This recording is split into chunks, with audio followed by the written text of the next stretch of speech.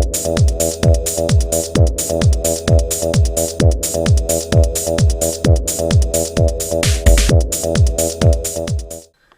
there folks, today I'd like to take a casual peek into the Lord of the Rings, The Return of the King, Eowyn In Armor action figure set. This figure set is part of the second wave of the Return of the King line and was originally released in 2003. I don't remember where I purchased this particular figure set. Since there are no price stickers, I'm guessing Target. And Target originally had these for sale, I think for $7 or $8. I already have an Eowyn figure out of the package, but I just wanted to show you on this video what the figure looked like in package and also the packaging itself. Taking a look at the figure in the package, you can see here Eowyn in the Rohirrim armor. In the books, there's actually a little sub-story of Eowyn disguised as a Rohirrim warrior named Durnhelm. And in the movies, it's not really detailed. It doesn't go into that sub-story. I think mainly because of time, and it's not very good for film because it's kind of hard to keep the secret of Eowyn as Durnhelm throughout the movie, especially from Merry. So just not real good film-wise, but in the books it's actually pretty neat. You can see the figure here has a few accessories, as a Rohirrim sword, helmet, and a spear on there. And here's a picture of Miranda Otto as Eowyn in disguise. And the packaging, and there's the original Half Moon packaging for the movie releases. And you can see the One Ring encircling the display here. Taking a look at the back of the package, you can see here's a description of Eowyn In Armor, right there. And you can also take a look here of the description of the inscription from the One Ring on there. This is in English on there. And also other figures from the wave. You have Gandalf the White, superposable Gollum, Eowyn, superposable Aragorn. And also here you can see a description of the action feature and the removable helmet and sword. So let's go ahead and take a look at the figure out of the package, and we'll be right back. Okay, we're back and we have my out of package Eowyn here, and first thing we'll take a look at are the accessories. And the first accessory is the spear here. Mine is actually quite bent. It used to be very straight, but after years in the storage tub in the garage, it got kind of warped. I think a couple figures were sitting on top of it. But taking a look at the design, it's actually pretty nice. Nice and detailed over here, near the spearhead here. Nicely painted on there. It's very nice. And then you also have the end of the spear here. And I actually wish they had included the shield instead of the spear. She's known more for her shield in the books and the movies. Especially at her battle with the Witch King at the Pelennor Fields. After she defeated the Witch King, she was named the Shield Arm.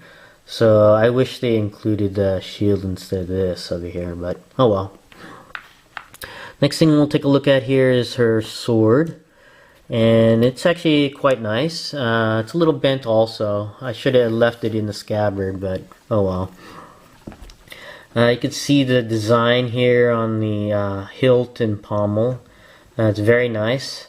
You even have design of the two horses facing each other. It's kind of neat. And it's made of a bendable plastic or rubber. That's more plastic, I guess. So, but it's actually pretty neat on there. Next thing we'll take a look at is her helmet. and it's actually very nice. This one's more accurate to the movie, and it's a Rohirrim helm. Of course, you have the horse design right here. And I don't know if you can see it, but there's some other horse design on both sides over here. That's actually imprinted on that piece of this piece of plastic here. It's actually made of a softer plastic, so. And you can, I don't know if it picks it up, but there's nice designs along the what is supposed to represent a metal finish on here. And then you have the chainmail here on the back of the helmet.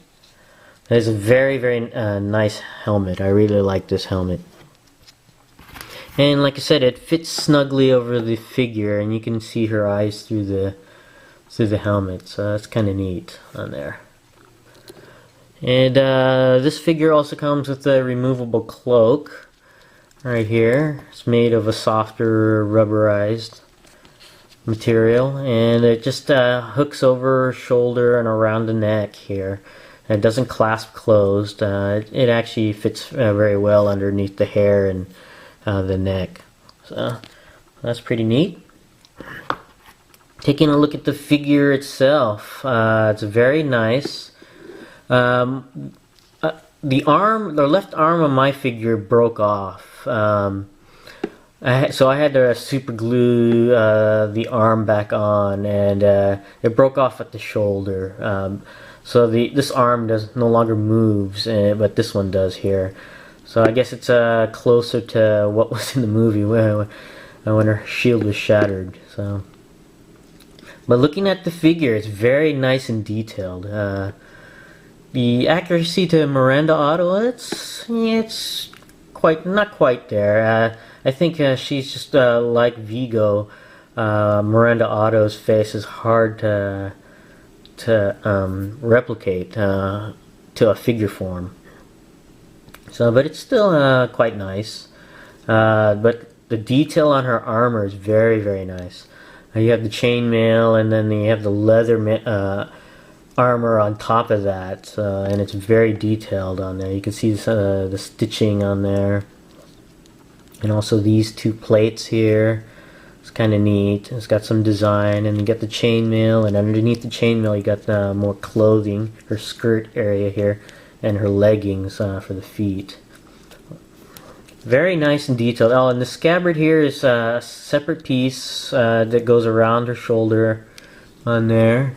And you put the sword in there. It's pretty nice. And then you got the belt here, nice and detailed for the scabbard on there.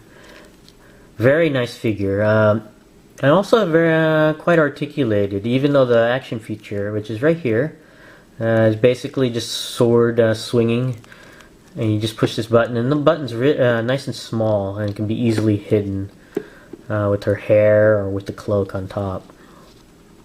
So, her hair is nice and soft on here, so it doesn't really impede the articulation of the head on there.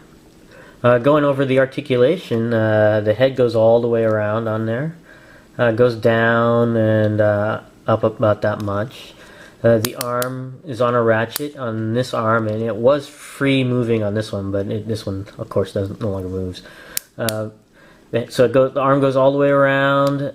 It goes out quite up far, and the elbows bend and also rotate all the way around, and the hands rotate at the wrist as well. And there's some more detail on the leather armor on her forearm. It's quite nice. No torso articulation, but the waist does go all the way around. On the legs, it's a T-crotch, but the legs go up, down, back, and out to the side, so it's kind of neat. She does have upper thigh swivel here, so the leg goes all the way around on the thigh. Bends at the knee, and also swivels at the top of the boot, so that goes all the way around. And the feet go up and down quite well, so you can get this figure in a lot of poses. Even with the skirt here, it's made of a soft material, so it really doesn't impede on the articulation of the legs too much, and it's also split on both the front and back, so you can get quite a few poses on here. So a very nice figure, nice and detailed, nice and posable, and nice accessories. So I recommend getting this figure if you're a fan of Lord of the Rings or Eowyn, or just our Battle of Pelennor Fields if you're a fan of recreating that scene. I just really like this figure, that's why I got more than one. But this is my casual peek into the Eowyn in Armor figure from the Return of the King line of Lord of the Rings. Thanks for watching, and I'll see you next time.